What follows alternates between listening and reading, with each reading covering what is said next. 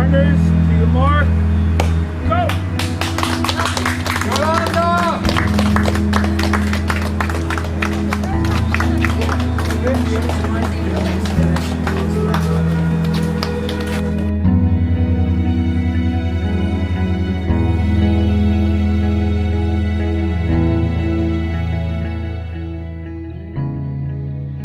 Harita, can you see the finish line yet?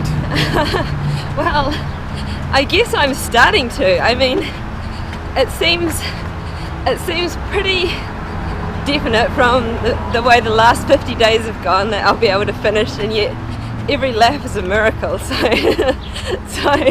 I'm still really praying that, you know, that nothing goes wrong. But I definitely feel like I can see the finish line. Does it ever get any easier, or is it just one day is tough and it gets tougher, or? Yeah, I would say that each day is completely different, and yet every day has so many ups and downs in it. And some days overall are a little easier than others, but most days are pretty tough in many different ways, you know, physically or mentally or emotionally. And so I definitely don't think it gets easier. And in a way, having the finish line kind of coming closer is challenging, because you keep thinking of finishing, and yet you still, every lap is full of new surprises or new challenges or experiences. Well, let's ask that question. I mean, have there been any experiences or moments that have kind of reached up and touched you in a way that they're memorable, or things get passed so quickly that they kind of just recede in the background? Well, in a way it's kind of one big blur because there's so much intensity the whole time, and you are always so focused in the moment that, yeah, like you were alluding to, each moment kind of has its own significance, and then you move on to the next moment, and the past moment sort of is in the background. But I guess that overall, I mean, there's been a lot of experiences, but overall for me is the spiritual experience of it, and really the opportunity to really see the power of the inner life and the power of our souls, and of prayer and meditation, and the more we can really make that a reality in our lives, then everything else flows from there. And so I don't think I've ever, definitely never in my life have I really been able to feel like I can just pray to God and God is right there for me, you know, and I can just, and you know, Chinmoy always talks about crying, like, you know, having your hearts cry, and I've always, you know, seen that as a theory, but in reality that hasn't been such a reality for me. But in this race I can just cry like a child at any second and be like, you have to help me, you have to do everything for me, and you really feel like, you know, the Supreme is just really right there for you. So that's a really kind of precious and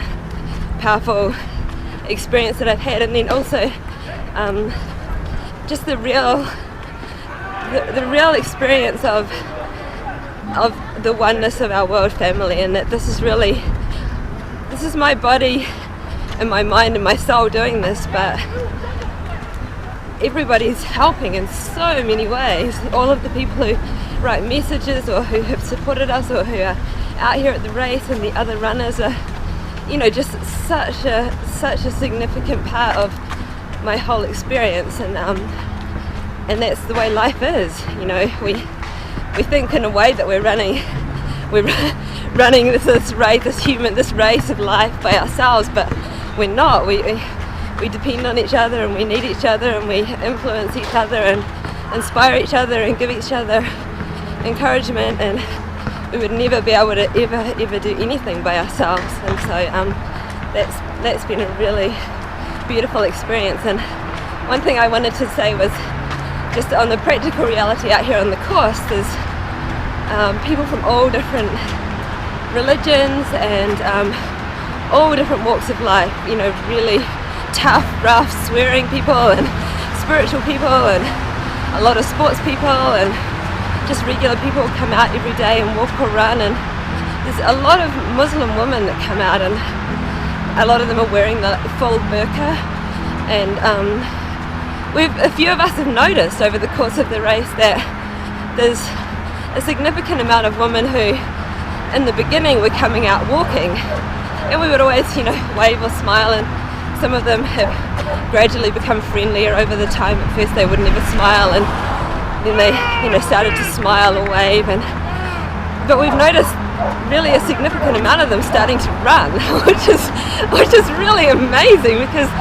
it's not that common to see women in this full attire with their burqa and everything running, and so that's, yeah, you really feel like, well, they must be getting something from this race, because these women aren't just going to start running, they were walking before.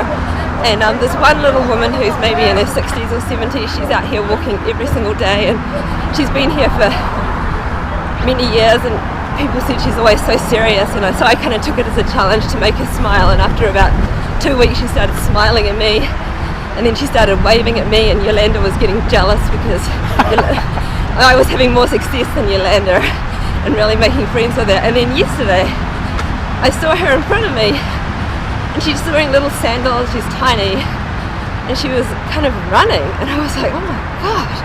And I said to her, you're running, and she kind of looked at me. She's only got like a few teeth, and you know, she's really very simple, and I don't think she speaks any English, but she kind of smiled, and I said, please run with me, please run with me. And so then she just like quietly like ran for about 30 seconds or even close to a minute with me, and I just felt like that was such a sweet experience of how we're all together in this world, and you know, we can go beyond so many barriers and experience this oneness with each other in this race in so many sweet ways.